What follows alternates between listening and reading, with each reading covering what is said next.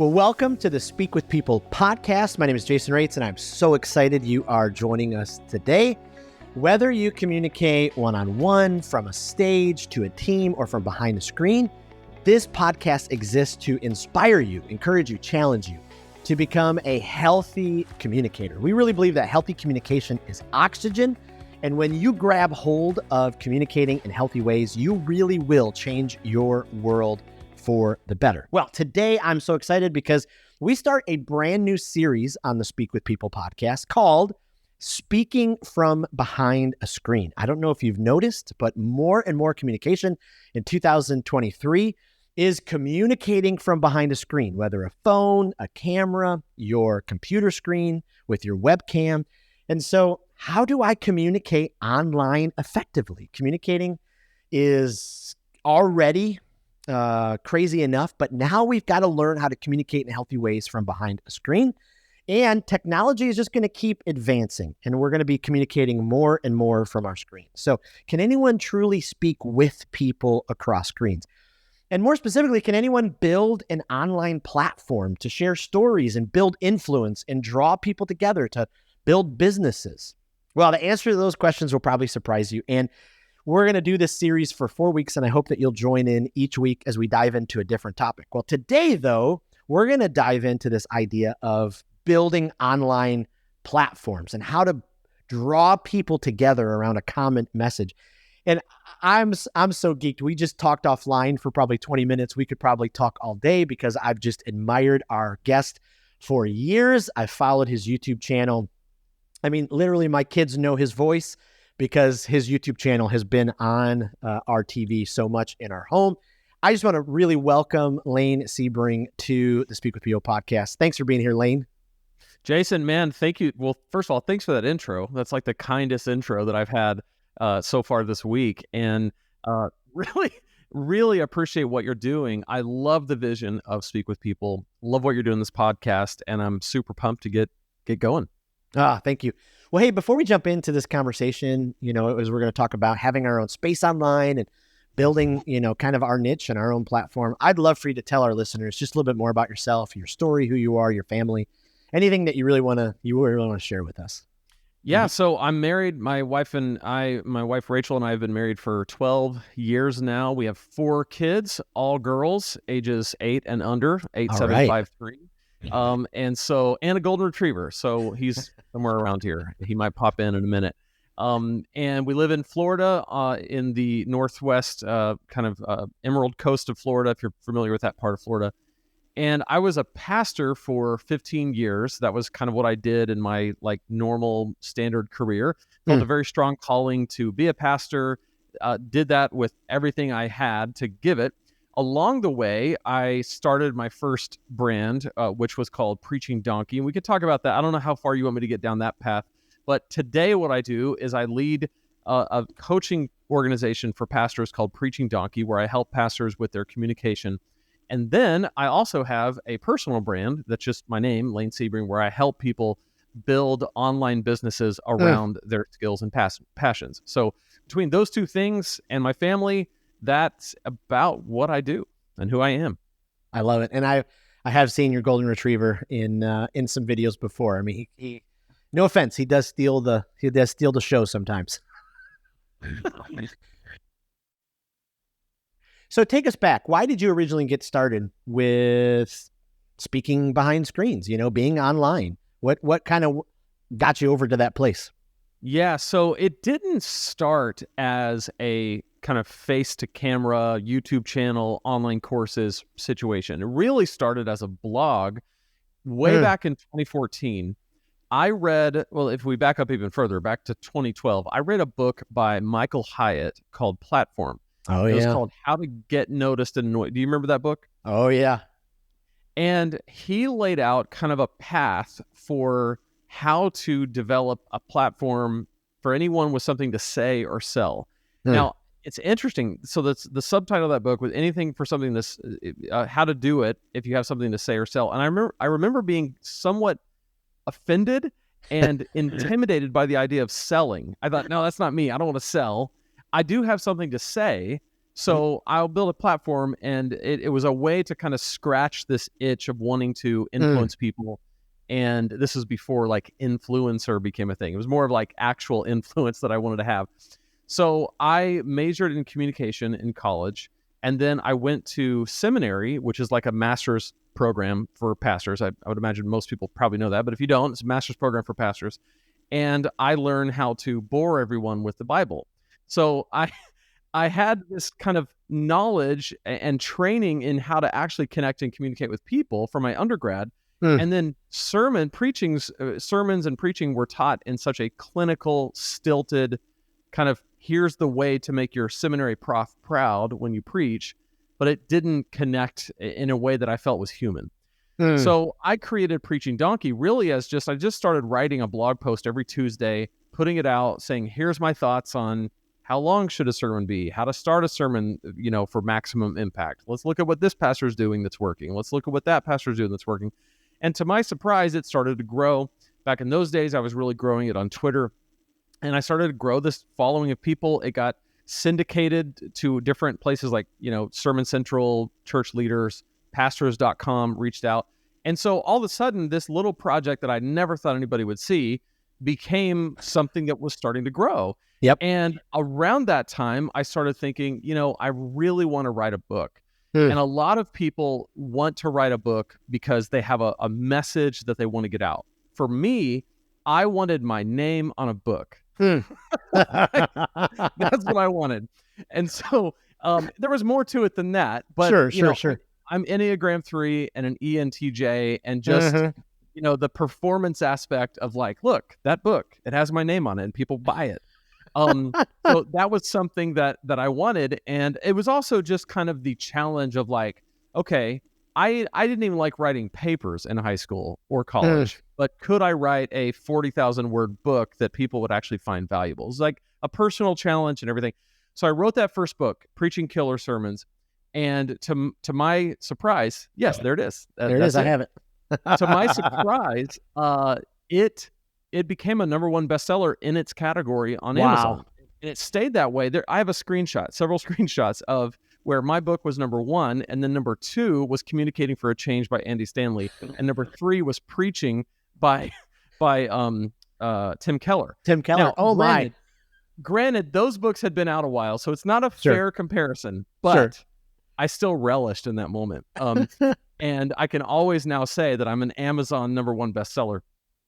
Yep. So what that did is it all of a sudden the little website that I had, the blog, it started to grow a lot more, a lot quicker.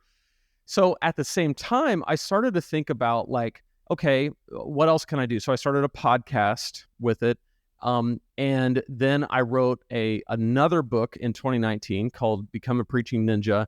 And so my path started to change. My mind started to change from just this experiment to I started to get into like the online business world, because I got over my hesitancy towards selling because I was a pastor.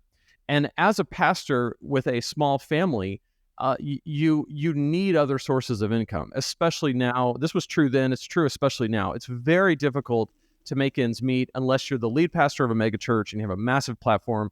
Then, know, if you're not making a lot of money, you're doing it wrong. But for most of us, we have, we're just, nobody wants to feel like they're paying their pastor too much. Right. So most people solve that problem by paying them way less than they should. And so everybody's conscience is eased, but that guy really struggles. And so I started to think like, okay, how can I like make money on the side and still have this really high stress job that encompasses a lot of my life? And the way to solve that problem, it had to be passive. I had to figure out ways to use this brand to make money apart from my direct input of time. So this led me down a path of researching YouTube, taking courses, trying every possible thing. And everything I tried taught me something. Not everything had a direct correlation back to Preaching Donkey, but all of it kind of helped me understand, what do I like? What am I good at? Around this time, I went ahead and I started a YouTube channel, and I actually was hesitant about, so this is where the screens come in. So I'm finally answering your question. But where I was hesitant about YouTube for a long time. And the reason why was because I knew that at some point I wanted to make online courses where I was going to be on video. And I thought, well, if I have a YouTube channel where I'm teaching stuff on video, then who's going to buy my courses and why would they? And this was a complete misunderstanding. I did not understand the role that content plays in the process of selling and marketing your overall, product suite, your courses, your coaching, all that. YouTube ended up being the major catalyst, more than my book, more than my podcast, more than the blog. It was the thing that grew that brand, drove more people into my email list, and has resulted in way more revenue, because in 2019, I released my first course, Killer Sermons Academy, which is kind of like my first book, but supercharged and put into a holistic flagship course. Yep. Then I released another course in 2020 called, or 2021 called Preaching Jumpstart. Then I just released a third one called the Strategic Leadership Bundle. And I did a membership site for a while. I did it for a year, and we can get into that. I ended up killing it because I didn't like it for a few reasons, but it was like a ongoing coaching community that people could join. Wow. And so between those things, the courses and all that kind of stuff, and the coaching that I do with pastors, typically what that looks like is sermon evaluations. That's Preaching Donkey. And then in 2020 is when I started the brand that we're kind of interacting with right now, my personal brand, where I teach people. I kind of take the aggregate of everything I've learned, all the mistakes I've made, what's worked, what hasn't, and I share and help people along the way. Wow. Man almighty. I mean, that's just incredible. What's it been like, though? I mean, just to see it kind of come to fruition. I mean, did you ever think 5 years ago, well, hey, we'll just, because I remember following your story online, not that I'm a stalker or anything, but I remember you guys like got back from vacation and you're like, let's move to Florida. Like, yeah. Did you ever in your wildest dreams see that it would come to fruition for where now you're building two successful brands, you have this online platform, and you're able to do these things and help other people? Yes and no. Like, I remember the short answer is no, because there's always doubt. There was always this kind of like, but I remember watching like Pat Flynn of Smart Passive Income. And I was working at the time at a church in DC, great church, great people. But because I got to that church when I was 22 as like an assistant youth pastor, actually they called me an assistant youth director because I wasn't ordained yet. Then I got ordained, started glowing in the dark. They called me the youth pastor at that point. And then I became the next generation's pastor. And then I was the young adults pastor. Then I was the associate pastor. Well, I was there from 22 to 32. Because I was so young when I came in, my pay never caught up to the position I was in. So I was overseeing people who were making more than me. So it was a very frustrating experience. And I forgot what I was getting at with that. Something about something seeing it come to fruition. Yeah.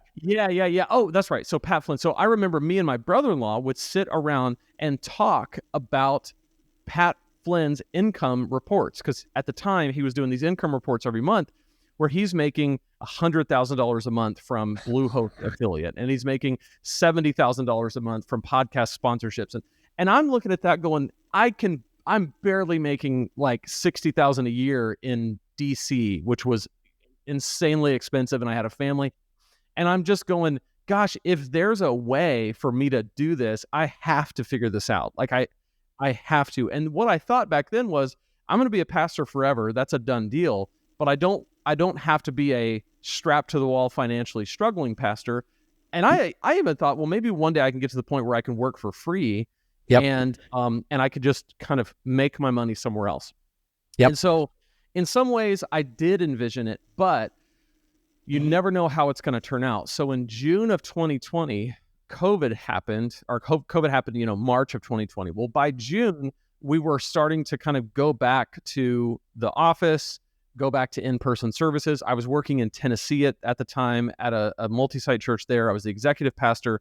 I was going to have to take over one of our campuses because one of our campus pastors was leaving. And so I was going to have my role plus the campus pastor role, and no extra pay, which is kind of nice.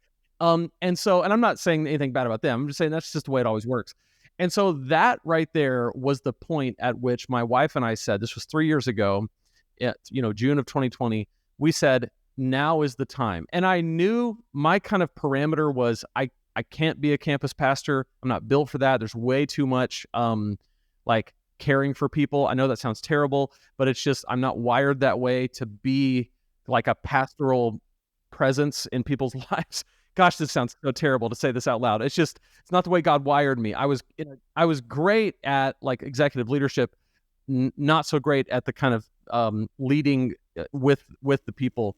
And so I knew at that moment, it's like, okay, it's now or never. Like if I play it safe and just stay here and do this job that I'm not really equipped for and probably will fail at, I can fake it till I make it and probably make it happen and just be miserable and poor.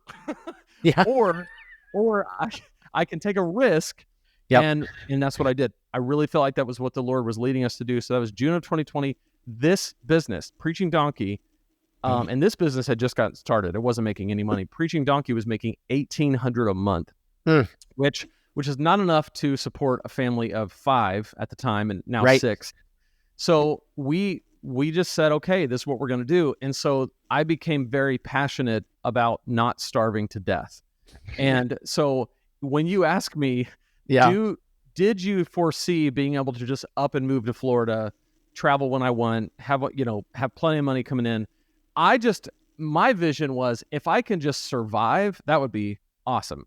If I can just not go back to having a job and a boss and a schedule that's imposed on me by someone else, I'm as happy as a clam. Even if that meant just $60,000 a year and I just barely get by, if I'm free, then great. Right.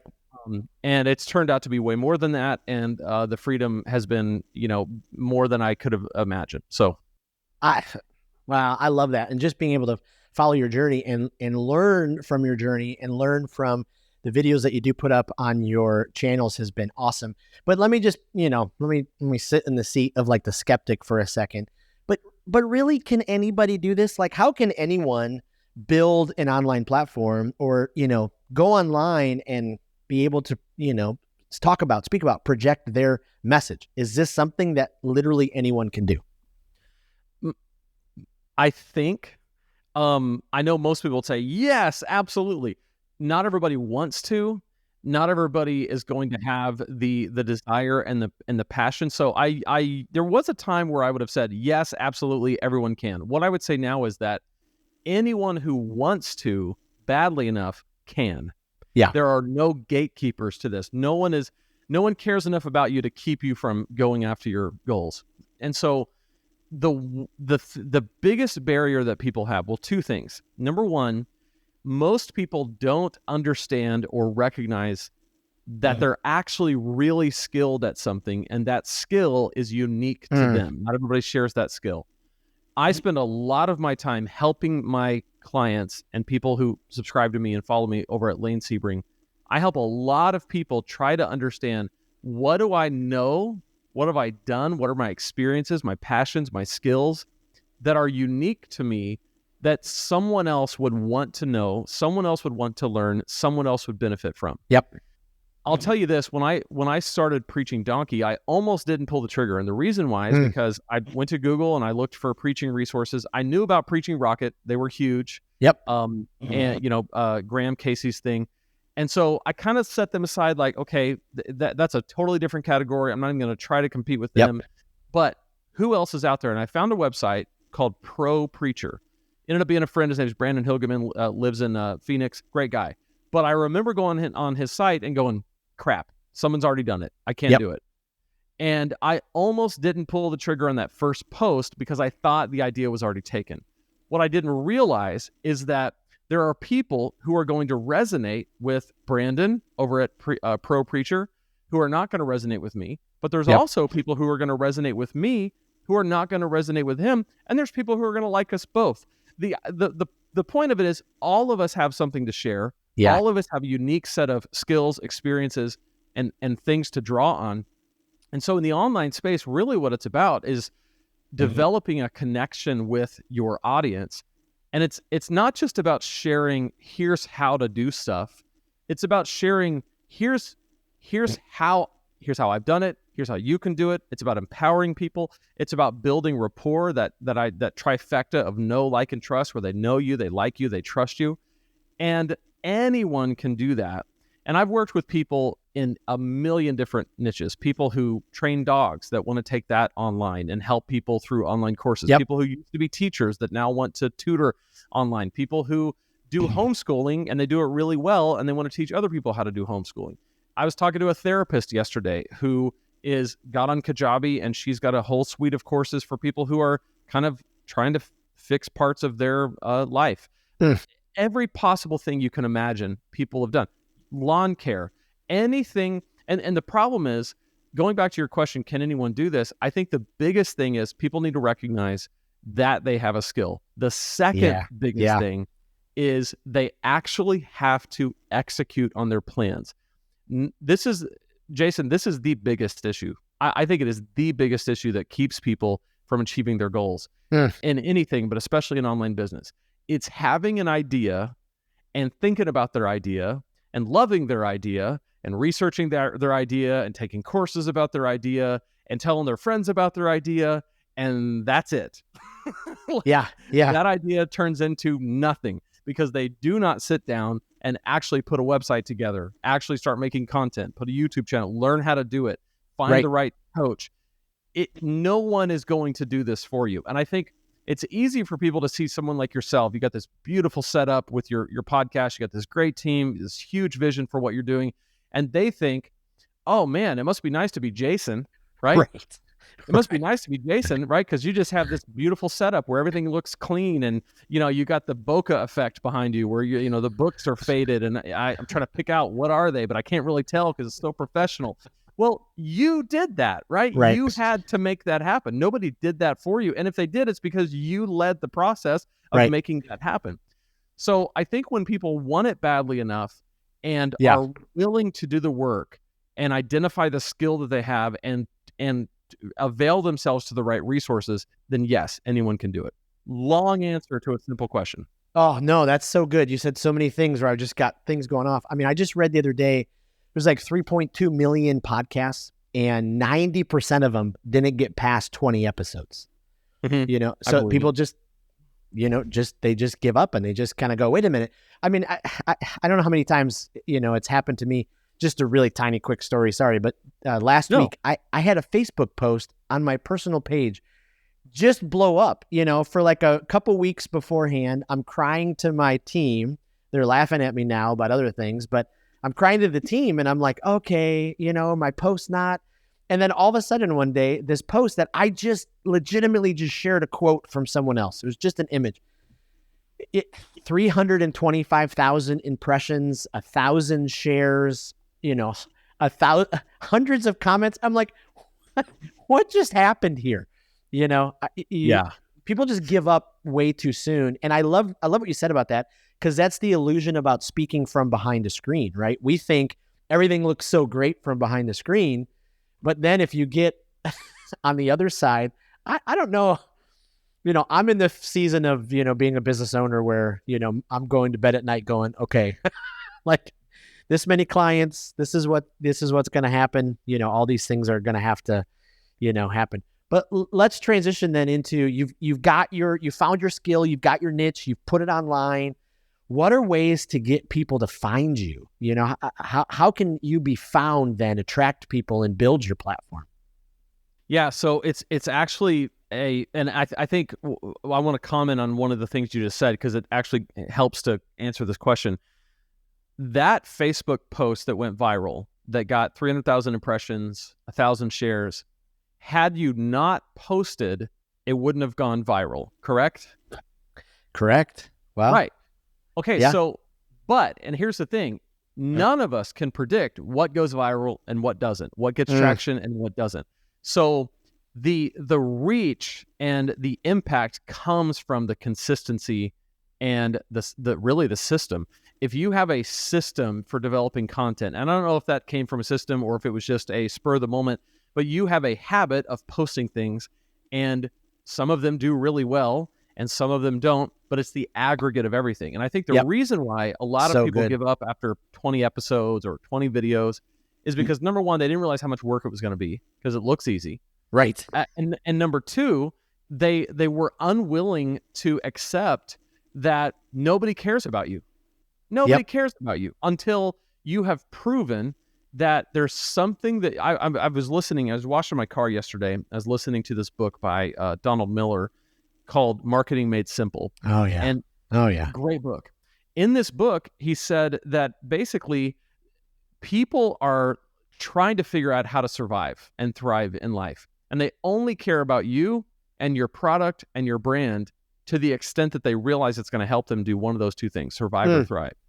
So they don't care about your story. They don't care. And it's not that they're selfish. We're all this way. We're all like, life it goes by way too fast. We can't pay attention to everything and everybody. And so we're looking for who's going to help me survive and thrive.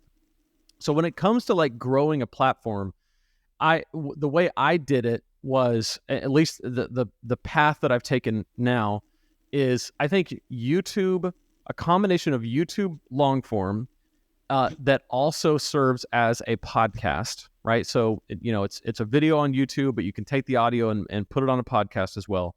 And then from that long form, breaking it down into short form content and sharing that. If you're going to do one thing, in most cases, YouTube is going to be YouTube long form. If you can't do anything else, if you're just getting started and you're just like, I have to start somewhere.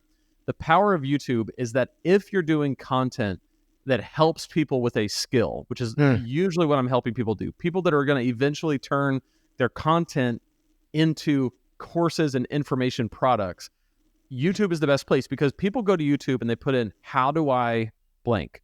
Right. They're searching. Whereas TikTok, I love TikTok, but it's a passive experience. So if something comes on my For You page, I may or may not be in the space to even receive it.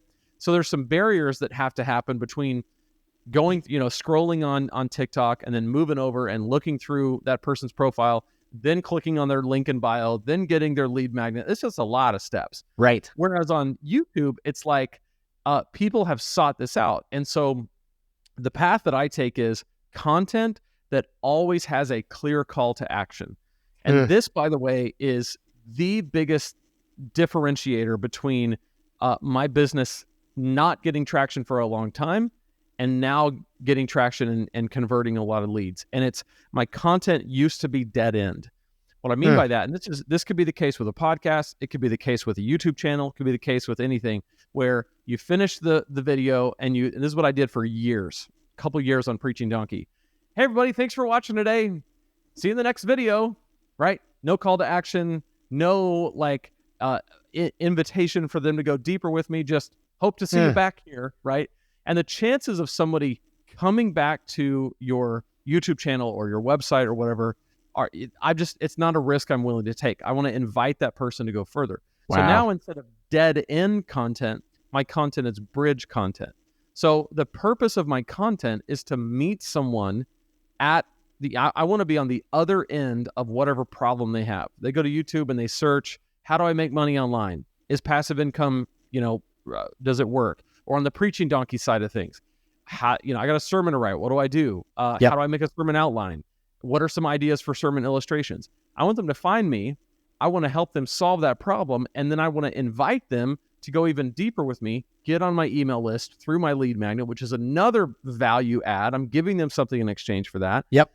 And then from there, they're in a process where I can offer them even more help, paid content, things like that. Yeah. So I think your content has to be focused on how do I, and what I suggest that people do is take like the big niche that you have, right? Like not the big niche, but like, let's say the overarching kind of theme of what you do.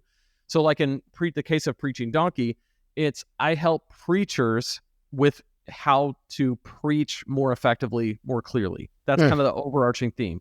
Within that, I have categories that make it simpler for me to like make content around this. So under that, I have like sermon preparation. That's a category, or I call it a bucket. Sermon delivery, right? So how I actually preach it. That's a bucket. Church leadership is another bucket, because preaching and leadership are very intertwined. You use one to do the other. So sermon prep, sermon delivery, church leadership. Then I have another bucket that's called lessons for pastors. And this is like if there's a scandal in a well-known church, if there's something that happens in this space that's newsworthy, I want to kind of give comment to that, and that helps to kind of grow my audience. I consider that discovery content. So when I sit down to plan, I'm looking at these 4 buckets and I'm saying, I need about 10 ideas for sermon prep. I need about 10 ideas for sermon delivery, 10 ideas on leadership. And then the lessons for pastors come as, you can't predict what scandal is going to break out. I just check Christianity Today every day and Relevant Magazine or whatever else. But what that does is it helps me so that my content every week is touching on another aspect of another angle of this. Mm-hmm. And so as people watch it, I'm inviting them to come into my email list, again, by offering something of value. And then from there, it goes where it goes. My goodness. I shot for the stars a little bit in the content questions I sent you, because we're about halfway through and we've, used up the time that I told you we would be apart. So we definitely got to, figure out another podcast we do episode. A part 2 or something. Yeah, sorry, absolutely. I get super long-winded in the stuff. So sorry. No, I love it though. I mean, I literally took a page and a half of notes because, this is just incredible. Just the last question, and then I'll ask you a couple of rapid fire and we'll close up. But as more and more people are learning to speak from behind screens, you keep learning, you're growing, you've done this now for a bunch of years. Do you have any advice for the brand new person as they're getting comfortable with speaking from behind a screen? Anything that you would tell them? Well, 2 things. One, you just have to do it, and you're gonna be awful at first, unless you're just some kind of freak of nature where you just have this innate skill. I remember when I first started on YouTube, I would watch these YouTube videos that look amazing, that have, great backgrounds, great cameras, great sound. And I go, okay, I want to do that. And then I would set up what I thought was going to look like that and sound like that. And it was just awful. And I would think, why can't I produce something that looks like that? Well, then I just had to train myself. I had to, use things like Think Media and video creators and all the video influencers. Like, those are some of the channels that I went to and just said, okay, what mic should I buy? What camera should I buy? And over time, you get better technically, and you get better just learning how to look into a lens and imagine that it's a person you're talking to, right? Yep. And that's a skill that has to be developed. But I find that if you go to Preaching Donkey on YouTube, sort by oldest videos, watch the first few, you'll feel better about it, because they were absolutely horrible. I looked bad. I sounded bad. I was awkward on camera, but I pulled the trigger. And that's the thing. You just have to do it. Sean Cannell says your first videos are your worst videos. And he also says you don't have to be great to start, but you have to start to be great. And I don't think I'm great by any means. I have a long way to go. And I really hope that a year from now, I'll look back on the videos that I'm putting out right now and I'll cringe, because I'll be so much better a year from now. And a year after that, you get the idea. Like, we're constantly improving. But I wasn't willing to accept a mediocre existence where I felt trapped in a job. And I remember I know that I don't want to go too late here, but I remember talking to a guy that I worked with at a church, and he was miserable, felt trapped. I was in my 20s. He was in his 40s, late 40s, 50s. And I remember him saying, like, gosh, I'm just miserable here. And I said, have you ever thought about just quitting or going somewhere else? And he goes, no, I can't. I have nowhere else to go. I don't know any other skills. I've never done anything else. This is what I've done for 35 years. He said, I'm just, and I remember as a 26-year-old thinking, not I. Like, I am going to learn. I'm going to learn something so that I'm not just at the whim of some, miserable boss that just happens to be in my that I happen to be subject to. So for me, the pain of putting out a video that's like not good, but doing it anyway, having things that I look back on that I'm kind of embarrassed about, reading comments from people who will say, the meanest stuff, the meanest stuff. None of it matters. I mean, none of it's enough to take this dream away from me, where I can, like you said, in a week, just say, we don't want to live in Tennessee anymore. Let's go live where we vacation. Yep. And we just did it. Wow. And I work as much or as little as I want. Last year, I took all of July off, half of August, half of September, and all of December. So a collective like 3 months off.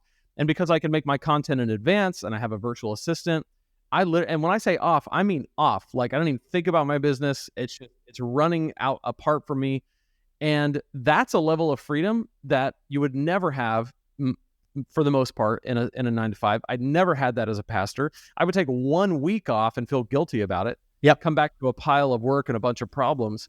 And so yeah, I wouldn't trade this for any amount of, oh, this is hard, or oh, this is awkward, or oh, this feels cringy. I don't care. I don't care, because I'm going after something that's worth more than all those things. Man, I love it. Okay. Before we let you go, let's do just a couple rapid fire questions, get our listeners to kind of keep going knowing you.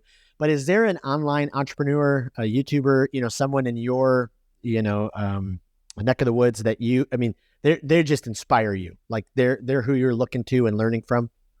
Yeah, so Graham Cochran would be a huge one. He was one of the first people that I found that I had looked at a million people. Pat Flynn, I mean, so many names of people that you would know, people that are more obscure, and so many different models. But I found him, and I was like, okay, this is doable. This is doable. So he's one.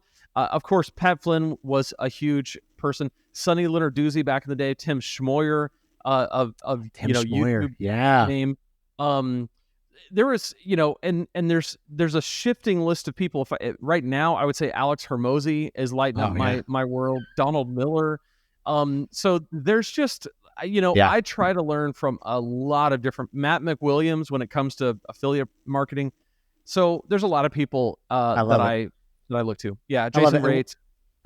Well, thank you, and we'll put links to all those creators in there, because every single one. Is there a podcast right now that is just kind of your constant? You'd recommend this podcast to other leaders, other entrepreneurs? I don't know about podcasts, because I'm way more into right now audiobooks and just YouTube. So like anything Alex Hormozi puts out, I'm watching it on YouTube. But in terms of listening content, I've kind of just gotten out of the habit of podcasts, but like there's certain ebooks that I've listened to multiple times, and like Marketing Made Simple, $100 million offers, the Millionaire Fast Lane. That's a great one. It's a little older, it's about 10 years old, but it's just, his whole thesis in that book is get rich quick is not as scammy as it sounds. Get rich easy is not possible. Get rich quick is definitely possible. And he talks about how people try to slow down the wealth building process, and they miss out on where they could be really, really accelerating their wealth very quickly. So I love it. Yeah. We'll make sure we link to all of those. And last question, you talked a little bit about in the beginning, but favorite family, things so far about your move to Florida? Honestly, and this sounds like so whatever, but we just love going to the beach, man. Like as much as we possibly can. We live 3 miles from it, and when the kids come home from school, sometimes we'll go on Sundays a lot with people from our church. After church, we'll go in the afternoon, or Saturdays. And we love all the beaches here. The beaches here have like dune lakes that are attached to them, and there's this ecological kind of exchange between the water and the water. The sand is like, it's white sand because of all the quartz. And so it's white sand, this emerald green, bluish, clear water. It's delightful. I love everything about it.